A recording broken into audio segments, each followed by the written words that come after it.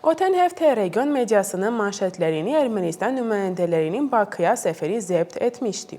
Ermənistan və Azərbaycan vətəndaş cəmiyyəti nümayəndələrinin Bakıda keçirilən 2 günlük görüşü başa çatıb. Yerevana qayıtdıqdan sonra keçirilən mətbuat konferansında Ermənistan nümayəndə heyətinin üzvləri bildiriblər ki, səfərin əhəmiyyətli görüşlərindən biri Azərbaycan prezidentinin köməkçisi Hikmət Hacıyevlə müzakirələr olub və bu müzakirələr zamanı Ermənistan tərəfinə əsas mesaj çatdırılıb.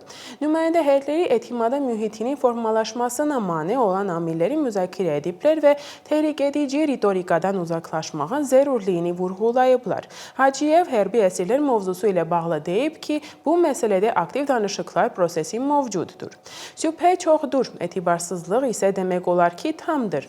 Bəzi ekspertlərə görə Aliyevin köməkçisi Hacıyev Ermənistan və ermənilər üzərində informasiya və media təsirinin əsas oyuncularından, ən azından koordinasiya edənlərdən biridir.